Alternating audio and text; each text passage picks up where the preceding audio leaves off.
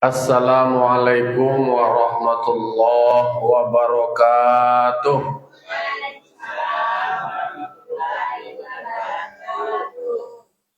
Alhamdulillahi rabbil alamin.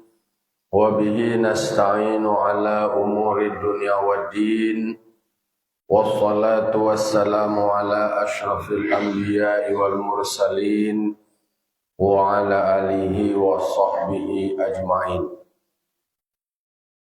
Ashhadu an la ilaha illallah wahdahu la syarika lah wa ashhadu anna Muhammadan abduhu wa rasuluh sallallahu alaihi wasallam la nabiyya ba'dah amma ba'du.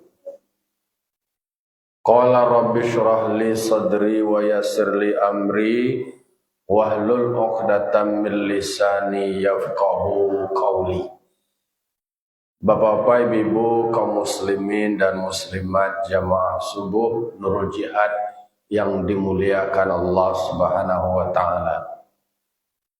Pertama sekali puji serta syukur kita ucapkan atas kehadirat Allah Subhanahu wa taala yang telah melimpahkan nikmat, rahmat dan karunia-Nya kepada kita nan basamu.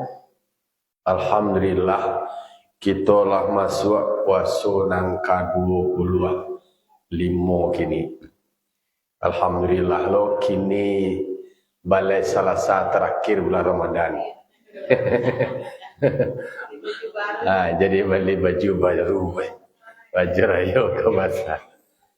Alhamdulillah kita masih bisa merasakan indahnya beribadah di bulan Ramadan. Salam dan salam terkirimkan kepada arwah junjungan kita, yakni Nabi besar Mustafa Muhammad sallallahu alaihi wasallam yang telah membawa umat manusia dari zaman jahiliyah, dari zaman kegelapan menuju zaman Islamiah, zaman yang terang benderang seperti nan kita rasakan sampai saat kini. Baiklah bapak-bapak, ibu-ibu, kaum muslimin dan kaum muslimat jamaah subuh yang dimuliakan Allah Subhanahu wa taala. Kini kita masuk kepada surah Al-Maidah ayat nang ke-70. A'udzu billahi minasyaitonir rajim. Bismillahirrahmanirrahim. Walaqad akhadna mitsaqa bani Israil wa arsalna ilaihim rusulan kullama ja'ahum rasulun bima la tahwa anfusuhum fariqan kadzabu wa fariqan yaqtulun. Sadaqallahul azim. Kau kita sambung saya ini. Kata Allah di dalam surah Al-Maidah ayat 70. Walaqad akhadna mitsaqa bani Israil. Sesungguhnya kami telah mengambil janjinya Bani Israel. Jadi Allah Subhanahu wa taala telah mengambil janji Bani Israel tersebut. Apa janji Bani Israel? Iaitunya beriman kepada Allah dan beriman kepada segala rasulnya Allah. Bahwa eko lah ada semacam kesepakatan, lah ada komitmen de orang Bani Israel ko. Inyo berjanji, janji akan beriman kepada Allah dan beriman kepada seluruh rasul-rasulnya Allah. Lah nyo buat janji dekat tu, lah nyo ikrarkan janjinya tu. Bahwa lah nyo deklarasian, lah nyo umuman ke orang banyak. Kami ko ya Allah akan selalu beriman kepada Allah dan beriman kepada segala rasul Allah. Nan Bani Israel ko siapa? Anak-anak cucu dari Nabi Yakub. Jadi penyebutan Bani Israel ko ada gen Nabi ke. Kalau orang kini kan nama Gen Z. Kalau iko ada gen Nabi lah.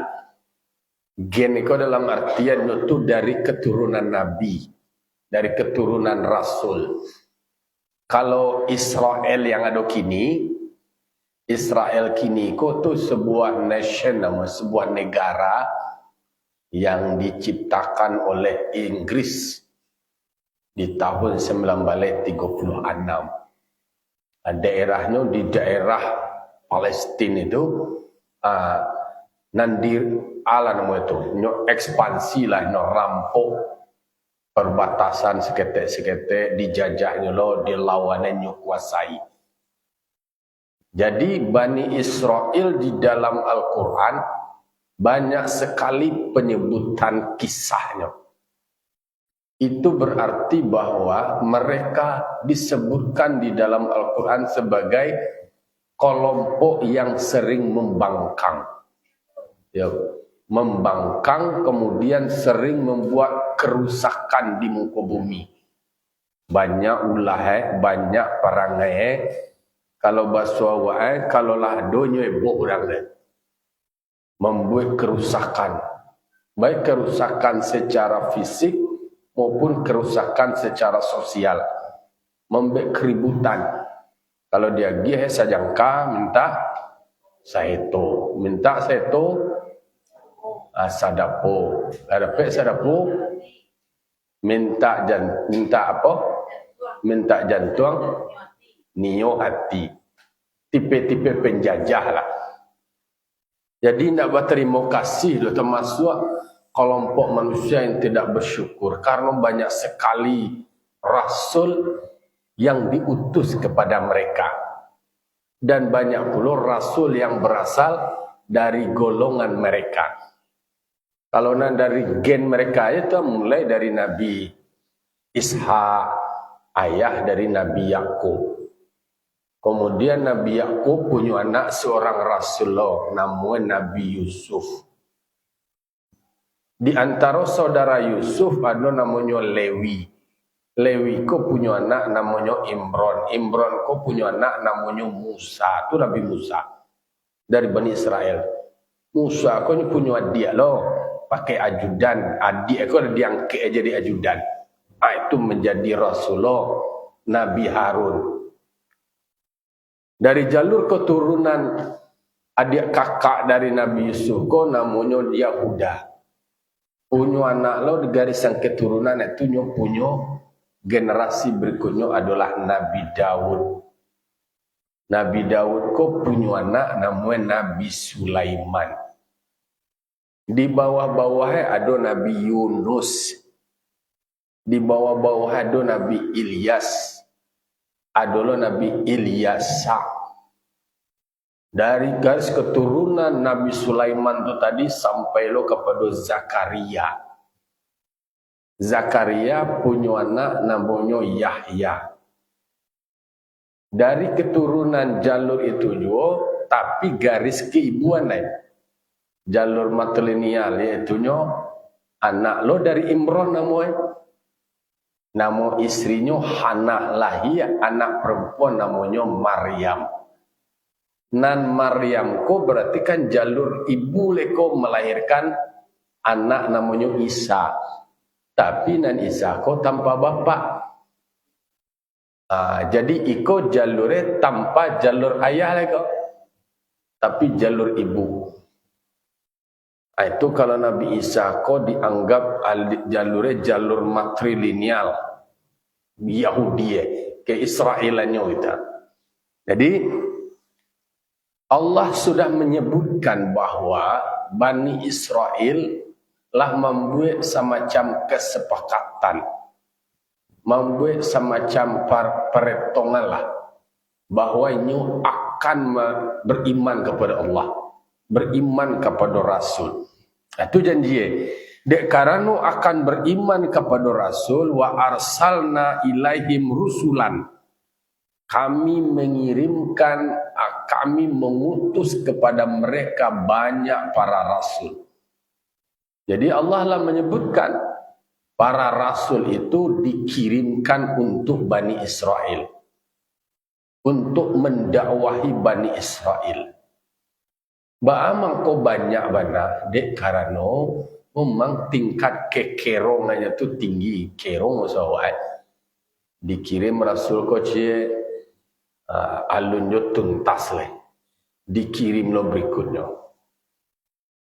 Lalu kemudian disebutkan karakter mereka, kullama ja'ahum rasulun bima la tahwa anfusuhum, tatkala datang kepada mereka seorang rasul yang berasal dari kalangan mereka sendiri, dari kelompok mereka, dari suku mereka, dari kaum mereka, dari dunsana mereka, bimala tahwa anfusuhum, tetapi yang disampaikan oleh rasul itu, misi yang disampaikan oleh rasul itu, dakwah yang disampaikan oleh rasul itu tidak sesuai jo keinginannya, tidak cocok jo keinginannya.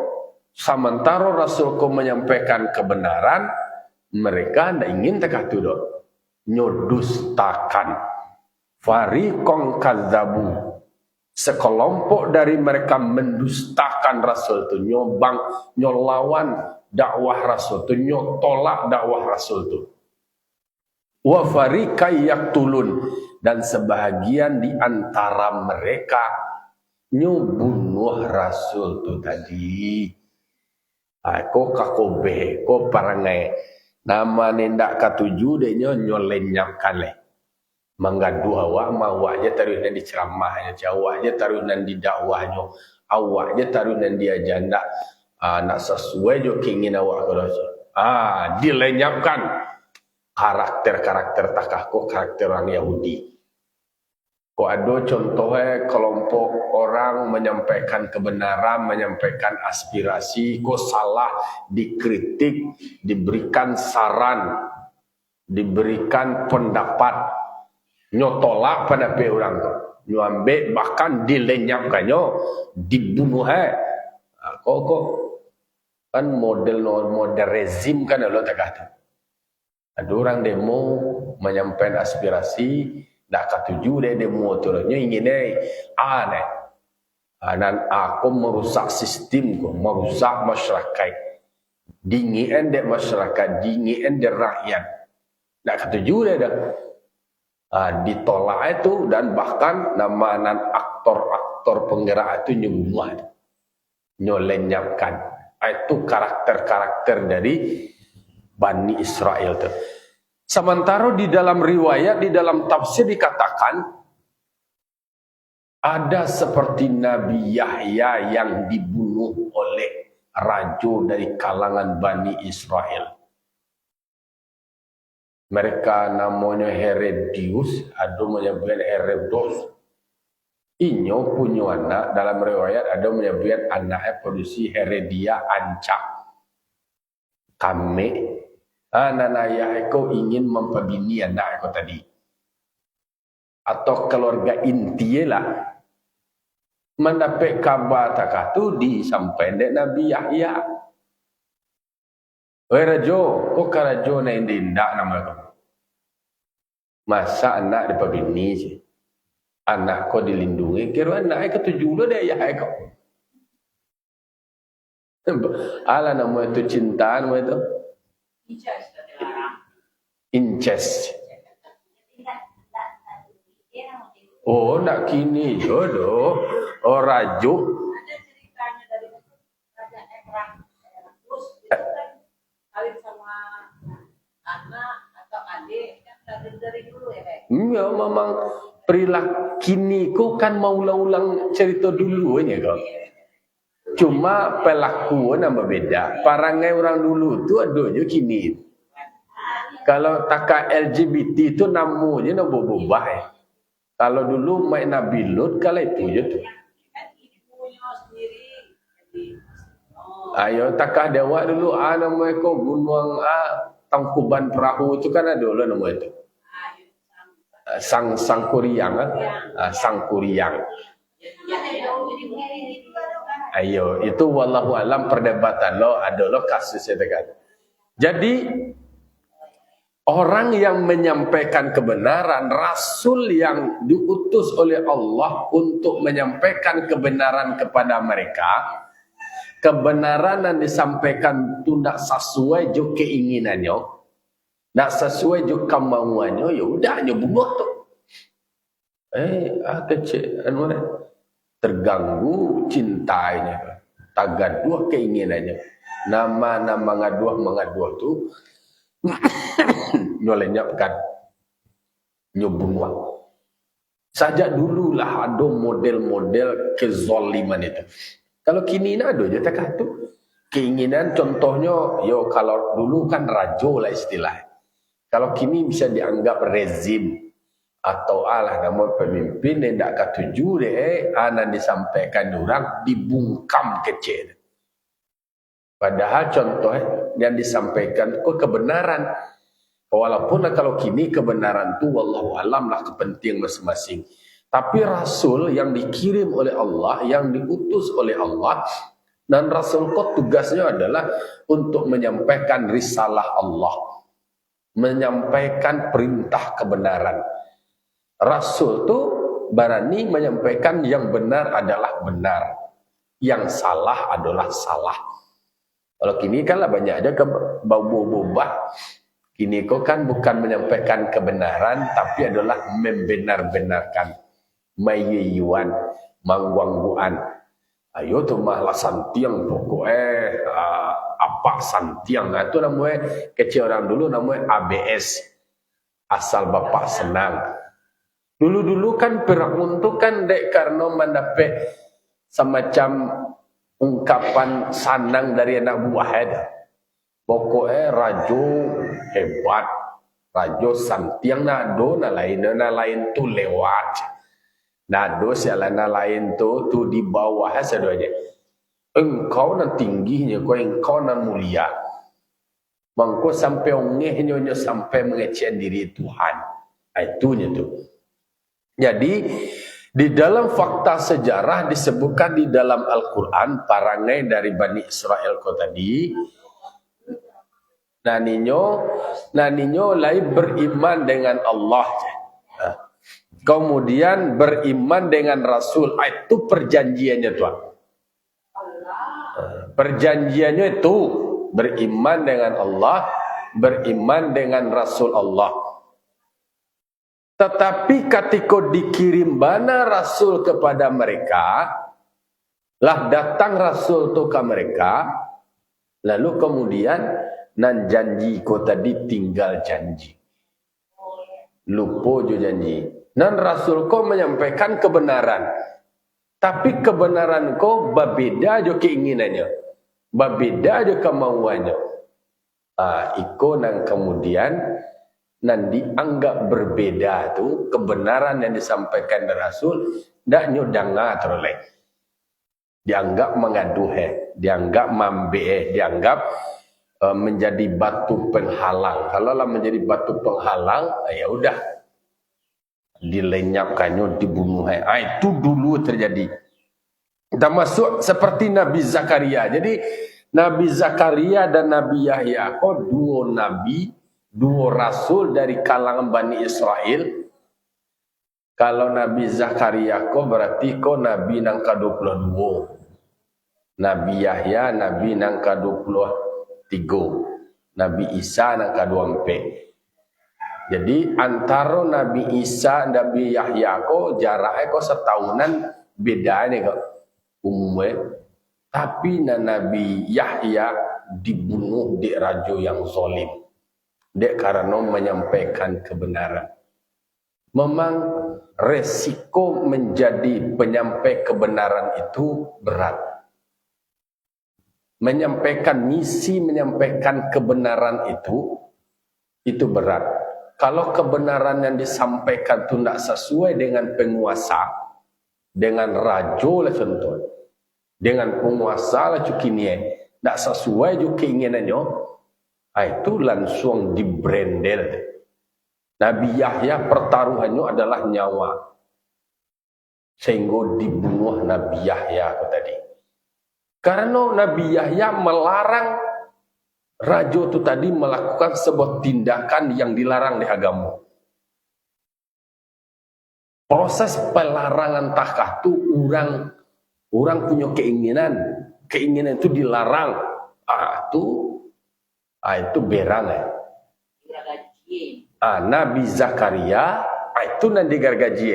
Nabi Zakaria kok ayah deh Nabi Yahya.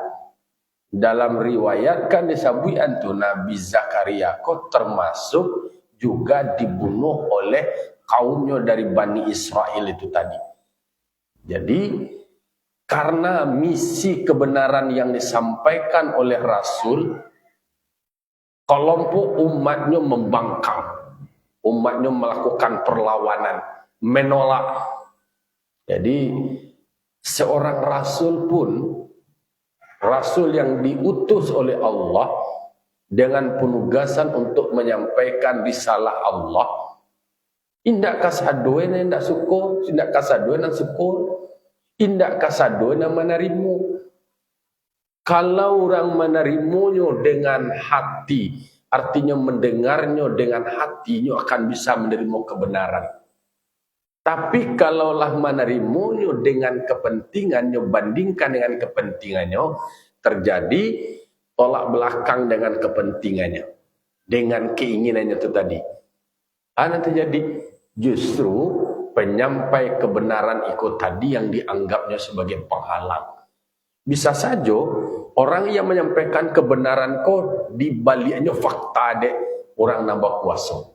Dianggap orang yang menyampaikan kebenaran kok sebagai perusak, sebagai pembuat keonaran. Dibuat narasi takatu.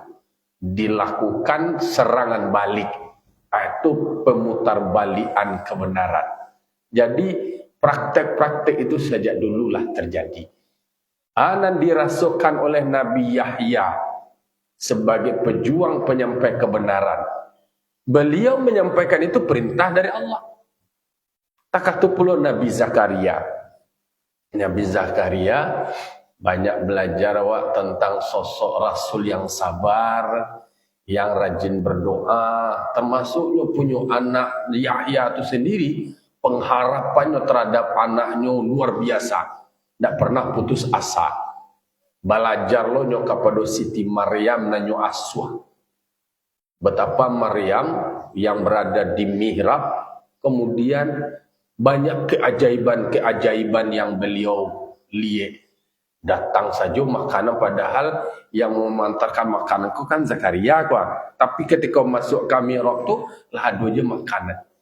Berarti Allah Maha Kuasa. Yakin Zakaria kok terus berikhtiar, terus berdoa. Akhirnya dalam usia yang tua renta, beliau mendapatkan anak. Tetapi Nabi Zakaria pun dari kalangan Bani Israel, dari kelompok mereka sendiri, dari kaum mereka sendiri, dia yang diutus berasal dari kaum mereka, kemudian untuk mendakwahi mereka, justru berakhir dibunuh oleh mereka.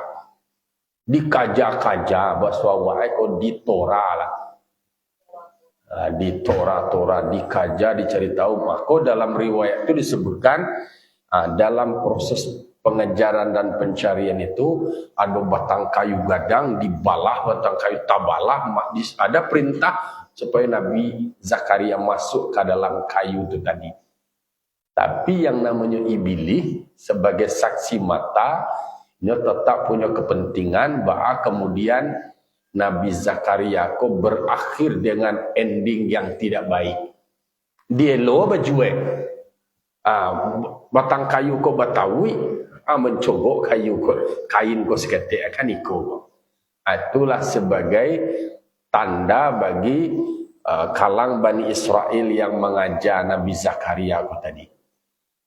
Yang namanya dulu gergaji lah dojo, jadi soal kayu gadang kemudian menabang batang kayu lah pakai teknologi itu lah dulu alat untuk memotong kayu lah pakai gergaji bentuk gergaji dulu juga gergaji kini lah. Nah jalan pikiran manusia itulah ada Kalau batang kayu ko, ba'acaru memotong, ba'acaru membalah. Dalam isyarat berdasarkan informasi dari iblis. Jadi tetap jo ada yang namanya orang berkepentingan untuk menyakiti. Itu mah peran iblis. Iblis ingin memprovokasi orang yang tidak setuju dengan kebenaran, berkolaborasi, bekerja sama. Pada akhirnya Nabi Zakaria dibunuh di dalam pohon itu tadi digergaji. Wallahu alam riwayatnya tu. Tapi yang pasti ada merah darah yang mengalir dari batang kayu itu tadi. Itu yang menyimpulkan, iyo dipotong batang kayu itu gadang itu atas izin Allah, kayu itu tadi tabalah. Ada perintah suruh masuk ke dalam. Kainnya delo itu tercegok kain gua tadi. Itu menjadi isyarat bagi orang Yahudi yang punya agenda untuk membunuh Nabi Zakaria. Dibunuh Nabi Zakaria aku tadi melalui gergaji itu tadi. Nabi Zakaria dalam proses gergajinya itu dalam riwayatnya disebutkan ada berteriak. Bahasa wae marang-arang lah. Datang teguran, kalau marang-arang nyolai umat engkau kau sadua dian wale kau diberikan hukuman lebih berat. Jadi Nabi Zakaria dengan semua pertimbangan nak do marang-arang oleh. Jadi itu karakter Bani Israel, ya Bani Israel dari gen Bani Israel, dari umat yang menjadi sasaran dakwah dari Rasul. Pertama nyubuh semacam paretongan yang nama ingkar janji kolah hado. Engkau yang berjanji, engkau yang mengingkari, kan begitu. Mereka lah membuat perjanjian, lah membuat semacam kesepakatan berjanji kepada Allah. Ya Allah, kami ko kasadoe tetap beriman kepada engkau ya Allah. Semua rasul yang engkau kirimkan ya Allah kami percaya, kami imani. Nado kami beda-bedakan. Itu kan sebelum diutus rasul. Lah diutus rasul sesuai dengan keinginan dan perjanjian mereka. Tetapi dakwah yang disampaikan oleh rasul itu berbeda jo kepentingannya, berbeda jo keinginannya, nak sesuai jo karanda hati itu nyo jadikan sebagai penghalang. Nyo ingkari tu, nyo tolak tu, nyo dustakan, nyo lawan, bahkan nyo bunuh rasul yang menyampaikan kebenaran tersebut. Itu kondisi yang terjadi. Takah tu kulo kenyataan kehidupan. Nan janji ko yo kadang-kadang yo paretongan dari muncung ya. Kadang-kadang walaupun tak tulis na janji ko yang sifatnya manusia, bagi yang tidak didasari oleh iman tapi hanya didasari oleh kepentingan untuk memuaskan semua keinginannya, janji ku sendiri bisa nyo obrak-abrik. Itulah pelajaran awak. Memang menjadi iktibar awak, menjadi peringatan awak. Banyak kecenderungan manusia kau tidak komit dengan janji. Ada orang awak memang itu bana dipintih. Kato patamu, kato mencari, kato kedua, kato manapeti. Artinya kato pertama ko kato membuat perjanjian, kato membuat paretongan. Dia orang Minang kalau anu gitu, kalau nyoka baralik itu kan barundi ya betul. Mantang kambing Siriah itu kan ada perjanjian betul. Dan tando, ada mantan tando, dibuat tando perjanjiannya. Berjanjilah mamak sama mamak mempajodohan dua kemanakan itu masing-masing. Kalau ada yang membatalkan janji, dia semacam sanksi kan kata. Do dan doe. Bahwa perhitungan dua kali lipat ada dia cincin warna bakabe warna kuning itu kan itu tu. warna merah. Ada Nabi warna kuning. Jadi perjanjian itu tadi sebagai paretongan untuk ditepati nanti. Tapi dari Bani Israel kok janji sekedar janji. Aikolah nangka kobe parangai itu. Di ayat berikutnya, di ayat 71, wahasibu alla takuna fitnatun. Mereka mengira, mereka menduga bahwa tidak ada masalah, tidak akan muncul peristiwa apapun, tidak akan datang fitnah kalaupun mereka mengingkari para rasul itu. Artinya, inyo membuat perjanjian, inyo membuat paretongan, berjanji akan beriman dengan Allah, berjanji beriman dengan Rasul. Dikirim Rasul itu, diutus Rasul itu, justru Rasul nanyo diutus oleh Allah Ta'ala itu nanyo ingkari. Itu nanyo dustakan. Lalu kemudian bahkan bunuh Rasul yang berdakwah yang tidak sesuai dengan keinginan mereka. Dalam asumsi mereka, dalam perkiraan mereka, mereka menduga tindakan mereka mendustakan Rasul itu, bahkan membunuh Rasul itu, tidak akan menimbulkan dampak apa-apa. Labati ketilai sih. Justru yang sebenarnya adalah berdampak perbuatan mereka itu secara sosial, kemudian berdampaklah dengan datangnya azab. Jadi setiap perbuatan salah, perbuatan dosa, apalagi tindakan mengingkari kebenaran, itu akan berdampak muncul musibah, muncul malapetaka, datang azab. Contoh dakwah dari Rasul. Kini kok dakwah yang ada dalam Al-Quran itu adalah jaga kelestarian lingkungan, jaga kelestarian alam. Untuk kepentingan ekonomi, kebutuhan PT banyak, boleh galilah sumber daya alam, tapi jago kelestariannya. Kalau banyak manusia yang mengingkari itu, justru untuk kepentingan dirinya sendiri, untuk memperkaya diri sendiri, lalu tanpa mempertimbangkan dampaknya. Apa terjadi sudah itu? Terjadilah kerusakan-kerusakan. Longsor, banjir. Itu kan banyak. Dan lagi ebok viral di gunung, di Bukian, di Bogor. Do Bogor di daerah PTPN. Dibuat untuk alasan inilah itu pada akhirnya justru menimbulkan dampak negatif yang lebih besar. Muncul bencana-bencana.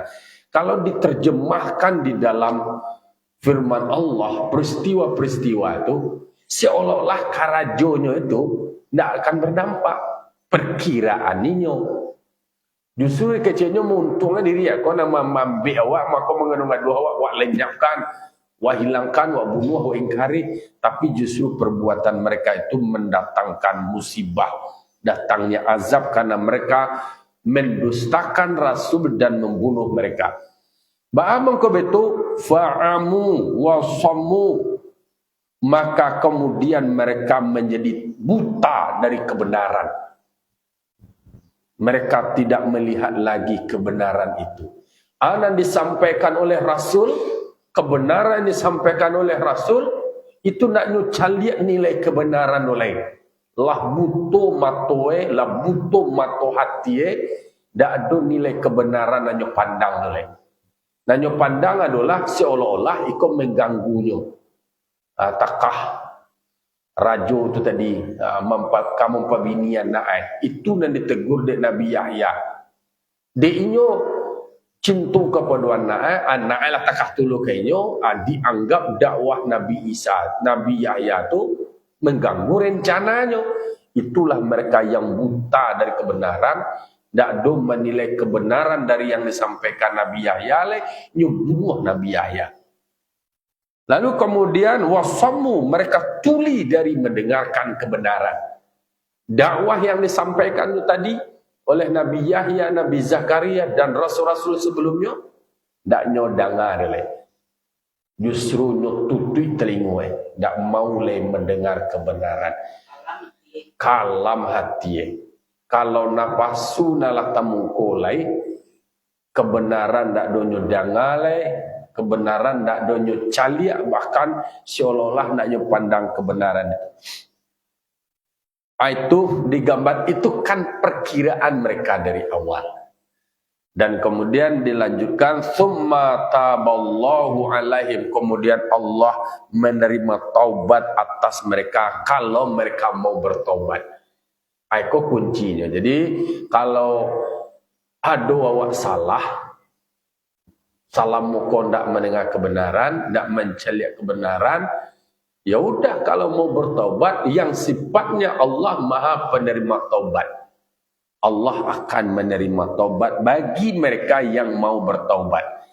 Tapi thumma amu wa sammu katsirum minhum.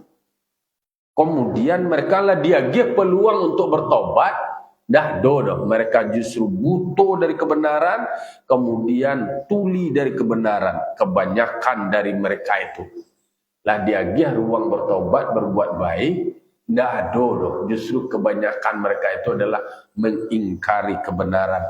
Wallahu basirum bima ya'malun. Ingatlah bahwa Allah Maha melihat dengan apa yang mereka kerjakan. Maka Allah akan membalasi mereka atas semua perbuatan mereka. Mereka yang mengingkari Rasul, mereka yang mendustakan Rasul, mereka yang membunuh para Rasul akan dibalas oleh Allah atas semua tindakannya. Karena Allah Maha melihat dari semua yang dikerjakan. Jadi dikunci itu. Jadi semua perbuatan-perbuatan yang dilakukan oleh manusia, semuanya ada catatannya, ada CCTV wasiwa, dan akan dipertanggungjawabkan, akan dibalas sesuai dari perbuatan mereka tersebut. Aikolah renungan bagi awak, semoga awak selalu berbuat baik, terjaga awak dari perbuatan salah. Dengan puasa yang kita karajuan, semoga puasa awak bisa membentengi diri awak, bisa menjaga diri awak dari perbuatan salah. Puasa mendorong awak berbuat soleh, kemudian bisa mencegah awak dari berbuat salah. Balipik gando kebaikan yang diberikan beribadah di bulan Ramadan. Fa'tabiru ya ulil absar la'allakum turhamun. Wassalamualaikum warahmatullahi wabarakatuh.